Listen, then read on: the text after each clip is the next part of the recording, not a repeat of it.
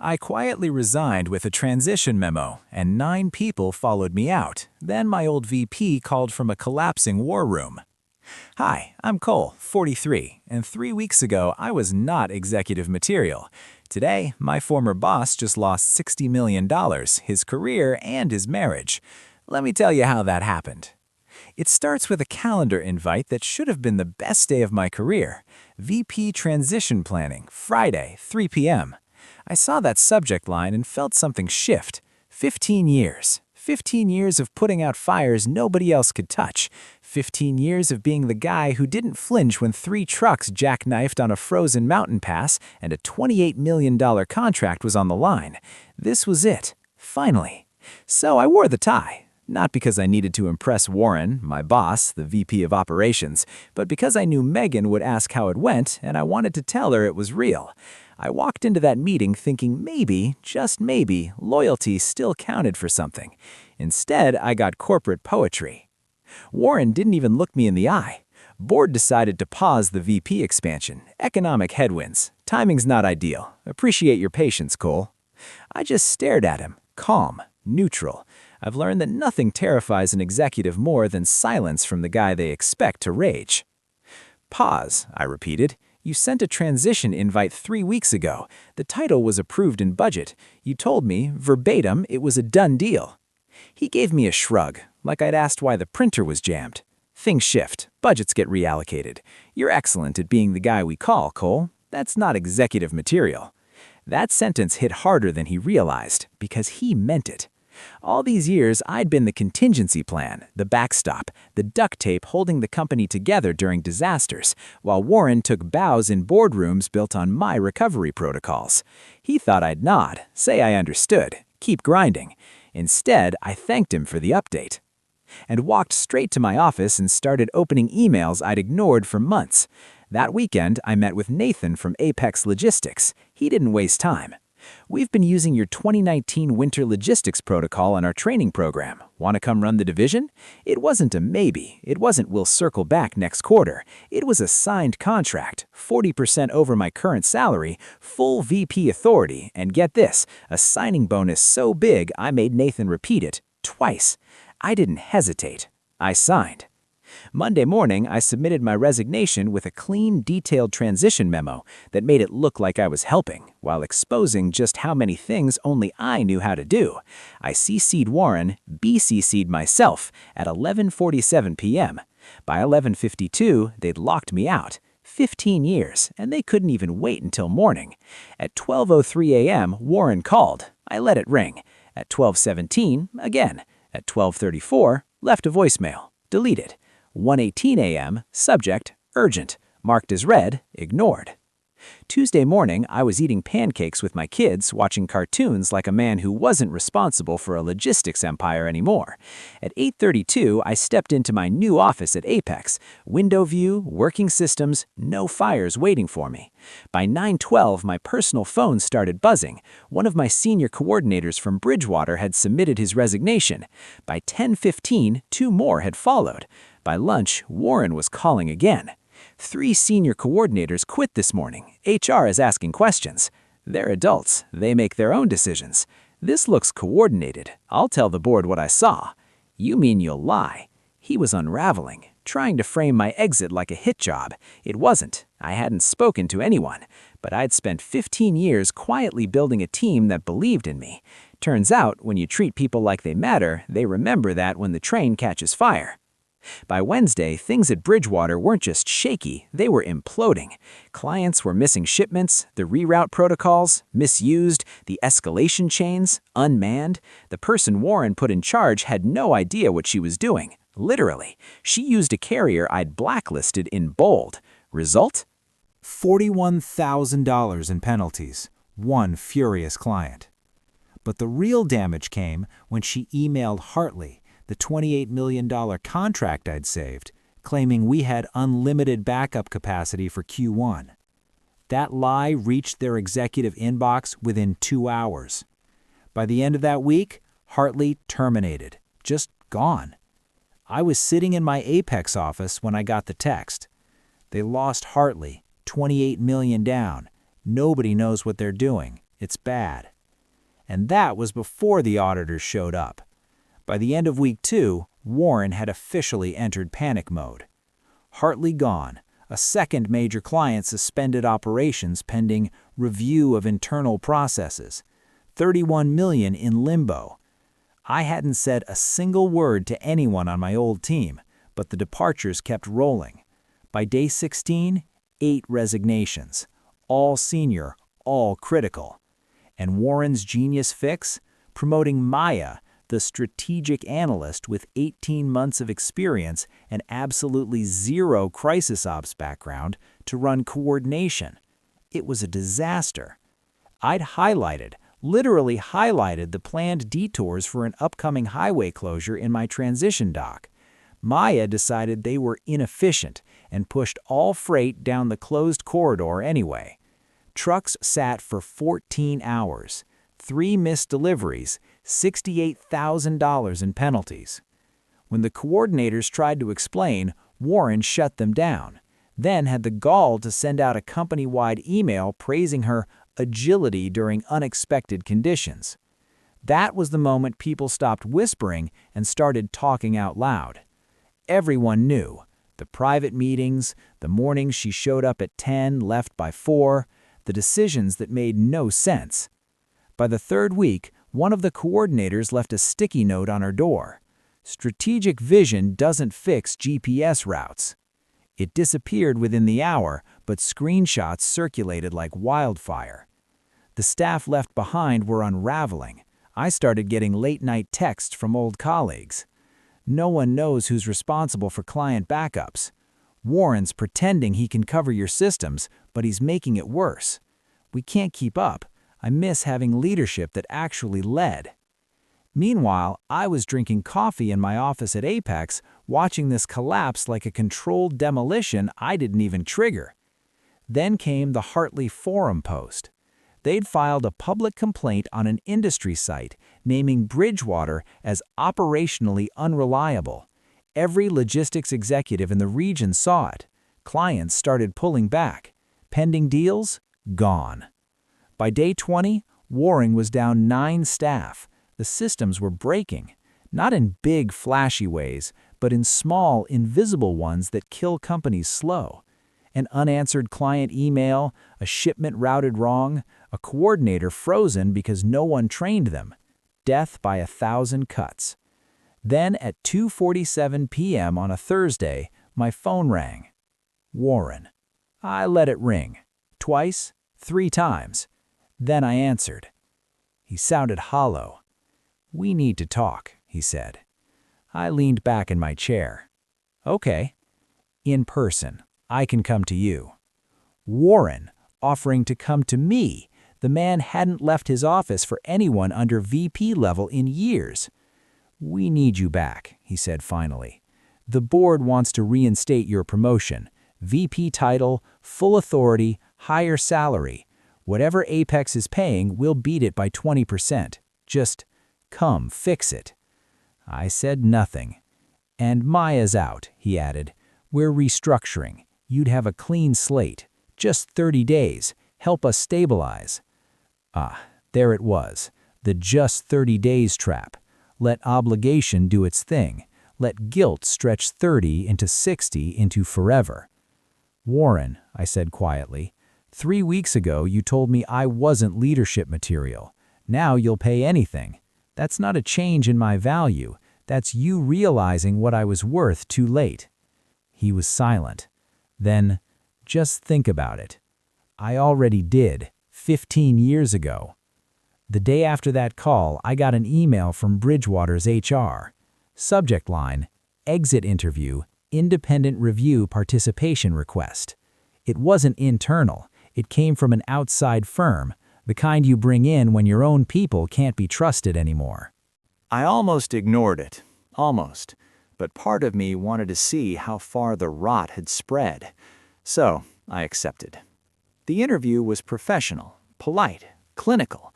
The investigator asked about timelines, responsibilities, compensation, the usual stuff.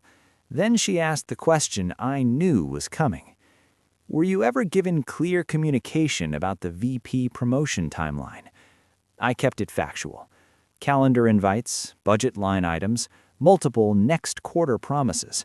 The meeting where Warren told me it was paused right after confirming in writing that it was happening. I didn't speculate, didn't editorialize. Then came the follow-up. Do you have any reason to believe non-performance factors played a role in staffing or promotion decisions? Bingo. I thought of Maya showing up late, making mistakes that cost hundreds of thousands of dollars, and getting protected like she had diplomatic immunity. Thought of Warren's eyes tracking her past his office. Thought of 15 years of watching people get promoted for everything but performance. So I said one sentence, just one. You may want to review potential conflicts of interest in the VP decision process and subsequent interim assignments. No accusations, no names, just the kind of professional comment that sets off alarms in auditor brainstamps. She thanked me for my time. That was that. I didn't hear anything for 2 weeks. And then it happened. Warren was terminated. Not reassigned, not stepping down for personal reasons, not even quietly transitioned. Terminated for cause. The board's statement was vague, something about conduct inconsistent with fiduciary responsibility. But the industry grapevine? Oh, it was singing. Turns out the audit trail told the whole story. Emails, calendars, private meetings, expense reports, promotion planning documents with Maya's name already penciled into my VP seat before I'd even been officially passed over. One thread led to another. Someone on the board asked the right question. HR followed it. And suddenly, all that favoritism wasn't just unethical, it was expensive. $60 million in contracts lost, 9 critical staff walked, systems collapsing under the weight of their own neglect. Warren tried to fight it, briefly, hired an attorney, started talking about wrongful dismissal. Then the board's lawyers showed up with receipts. He dropped the case within a week. And Maya? Her position was eliminated the same day. No reassignment, no defense. No one even tried to make it legitimate. Bridgewater didn't send out a goodbye email, didn't even lock her LinkedIn in time. She'd barely cleared her desk before the industry caught wind. Last I heard, she was applying to junior analyst roles, trying to explain a 6-month VP stint that every recruiter already knew was paper thin. Funny thing about freight logistics, it's a small world, and it remembers. That Friday, a delivery showed up at Apex. A box, no note, no return address, just a bottle of aged scotch and a card.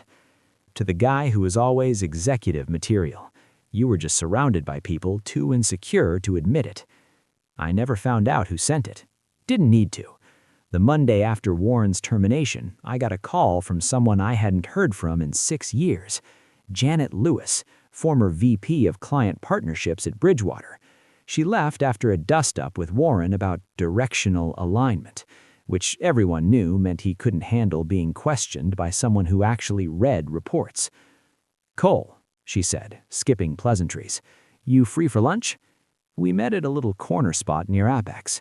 Janet's choice. She still ordered like a VP. Fast, confident, didn't even look at the menu. "I read the reports," she said, stirring her tea. "Everything they uncovered. I knew it was bad, but I didn't realize how bad." She wasn't just here to gossip. She pulled out a folder and slid it across the table. Inside, client retention projections, market share analysis, staffing maps, all for Bridgewater's West Coast operations, what used to be my division. "Why do you have these?" I asked. She smiled. "Because I'm running a new freight consortium. Independent firms pooling logistics intelligence and resources. You've heard of Hartley's COO, right?" I nodded. Of course, the one who'd pulled the $28 million contract when Maya fumbled the protocols. "She's on the board, so is Apex's CFO. That folder wasn't just projections, it was a job offer. Not to join, but to advise. Apex would keep me as VP, but I'd also serve as operational consultant for the consortium, building frameworks that smaller firms could use to compete with giants like Bridgewater. "Everywhere you touched," Janet said, tapping the folder, "things ran better. We want to replicate that." It felt strange. For years, I'd been told I was just good in a crisis. Now I had offers that didn't involve cleaning up anyone's mess, just building systems before they broke. I told her I'd think about it. She didn't pressure me, just stood, shook my hand, and said, "People talk, Cole. They're finally talking about you for the right reasons." Back at the office, my inbox was overflowing. 10 resumes from former Bridgewater staff. Not just my team, analysts, dispatchers, route planners, some of them I barely knew. But they all wrote the same thing in their cover letters. "I stayed because you were there. I left because you weren't." By Wednesday, I'd filled 3 open roles. Not out of loyalty, though that mattered, but because I knew exactly what these people were capable of once they weren't being stifled. And let me tell you, watching them thrive in a company that actually gave them tools, support, and authority, it was like watering a plant that had been left in the dark for years. By Friday, Apex's CEO stopped by my office. "I like what I'm seeing," he said. "Whatever you're doing, keep doing it." I was about to respond when my phone buzzed. Text from a number I didn't recognize. One line. "Thanks for leaving when you did. You made room for the rest of us to move." No name, just that. I stared at the screen for a long time because it hit me, not just the vindication, not the career redemption, but the quiet legacy of it all. I hadn't burned a bridge. I'd led an exodus. 2 weeks after that text, Bridgewater made the news. Not the industry blogs, not back-channel Slack groups, actual business press headlines. Bridgewater Freight loses $90 million in contracts, begins internal restructuring after leadership termination. The article was polite, corporate PR fluff wrapped in words like headwinds, reassessment, and evolving priorities. But buried in paragraph 6 was the real bombshell. Sources confirmed that recent leadership changes followed an internal audit revealing discrepancies in promotion practices and significant lapses in operational planning. Discrepancies. That's how they framed 15 years of negligence, favoritism, and damage control. Apex's founder forwarded me the link. No message, just the headline underlined. That afternoon, I got a call from Don Meacham, Bridgewater's new interim VP of Ops. I didn't recognize the number at first, but when I picked up, his voice had that same tone I remembered from Warren's last few weeks. Tight, tired, rehearsed. "Cole, appreciate you taking the call." I didn't say I did yet. He sighed. "Fair. Listen, I'll be brief. We're cleaning house, trying to rebuild trust, both internally and with clients. You're not under any obligation, but we're reaching out to key former staff to ask for input, off the record, candid. What went wrong? What could have prevented it?" I paused. It wasn't a bad approach. If they'd started this 2 years ago, maybe things would have turned out different. "You really want to know what went wrong?" I asked. "We do. You promoted people based on convenience, not competence. You silenced the people who knew what they were doing because their clarity threatened your hierarchy. You confused quiet with loyal and available with replaceable. You burned out the people holding the roof up and wondered why it collapsed when they walked." Silence on the line. I'd gotten free. 6 months after I walked out of Bridgewater, I got a letter. Actual paper. Handwritten envelope. Executive stationery. Return address? Bridgewater Freight. Inside was a single sheet. Typed. Formal. Clinical. "In recognition of your service and contributions, the board extends its sincere appreciation. We acknowledge the role you played in operational continuity and client retention during your tenure. Should future collaboration become viable, we welcome that conversation. Translation: we finally realized what you were worth. Please don't burn us publicly." I set it down, poured a glass of wine, and never responded. Not out of bitterness, just closure. I still get the occasional message from former colleagues, now scattered across other firms, or building new ones, or quietly thriving in places that actually see them. One of them texted last week, "You leaving made me realize I'd been surviving a job, not living a career." That stuck with me, because that was the real lesson in all this. You can be the guy they call for every crisis. You can hold an entire system together with duct tape and grit. You can be loyal, steady, patient. You can wait for someone to reward that. Or you can stop waiting. You can take everything you've learned, every overnight scramble, every duct-taped disaster fix, and build something where the value isn't extracted, it's shared. You can stop being just infrastructure and start being the architect. That's what Apex gave me. Not just a title, a name. And when people say, "Hey, Cole, how'd you end up here?" I don't tell them the story of Warren or Maya or the resignations. I tell them this. One day, I realized I wasn't stuck. I was just standing on the wrong foundation. Then I smile, sip my coffee, and get back to building. Because the best part? I'm just getting started. Then, that's fair. No, I said, that's expensive. He asked if I'd ever consider consulting. I reminded him my rate was still $450 an hour. He didn't laugh, just said, "We'll keep it in mind." Click. I didn't expect to hear from him again, but I did 4 days later. A formal request, 3 hours of consulting, limited to operational continuity planning, prepaid. I accepted, not for the money, for the record, because every note I put into that report would live in their system, traceable. It would outlast Don, the new board, maybe even the company, a permanent reminder of what they'd thrown away. I sent the report 2 days later. No salt, no ego, just facts, diagrams, suggested frameworks, a closing line that I wrote once, deleted, then retyped anyway.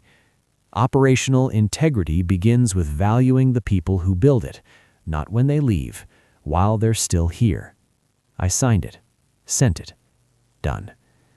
That weekend, Megan and I drove up to the mountains with the kids. No signal, no laptops, just time. Sitting by the fire, she asked, "Do you miss it?" I shook my head. I miss parts, not the place. She didn't press, just smiled and passed me a marshmallow stick. Bridgewater didn't collapse entirely. Companies like that rarely do. Too many contracts, too many lifeboats. But it changed. The new leadership stopped pretending everything was fine. They restructured ops from the ground up, started hiring real talent, fired 3 middle managers who'd somehow survived every round of accountability despite producing nothing. I didn't follow the drama. Others sent it to me. One of the coordinators who'd followed me to Apex, Janine, popped into my office one morning with a grin. Guess who just applied for an analyst position? I raised an eyebrow. She spun her monitor around. Maya. Same resume, different tone, no mention of her interim leadership at Bridgewater, just some vague bullet points and buzzwords. She'd listed me as a collaborative peer in the experience section. I didn't laugh, but I did say, mark her as not a fit. No need for feedback. Janine nodded. Already done. By then, Apex wasn't just growing. It was thriving. Client renewals were at 97%. Staff retention? Best in company history. Our internal emergency response metrics beat national benchmarks. And the craziest part? I wasn't even working overtime. I'd built a team that didn't need me to hold it all together. Systems that ran without heroics. People who were empowered, not just assigned. Some nights I'd walk the floor after hours, lights dimmed, desks empty, and I'd think, this is what leadership is supposed to feel like. Not fear, not exhaustion, not constantly looking over your shoulder, wondering when someone's gonna knife your progress because it makes them look bad. No, this was clean, quiet, stable. One Friday, Apex's CEO stopped by again. 3rd time in 2 months. "I want to show you something," he said. He pulled up a dashboard on his tablet. Client growth across the last 4 quarters. "Guess what happened the week you joined?" he asked. The graph said it all. A vertical spike, then steady acceleration. "You lit a fire under this place, Cole," he said, "and you did it without shouting. That's rare." I appreciated that, more than I let on. Later that evening, I sat in my car a few extra minutes before heading home, thought about that conversation, about Warren, about all the years I thought being loud was the only way to be heard, and how wrong that turned out to be. When I walked through the door, my daughter ran up with a crayon drawing. "It's your new office," she said. It was a rectangle with a smiling stickman and a tiny coffee mug labeled VP. She'd spelled it VEEP, but I wasn't about to correct her. I hung it on the fridge, right next to the family calendar, where the only red blocks were vacation days, not panic calls. And in that moment, it hit me. I hadn't just gotten promoted.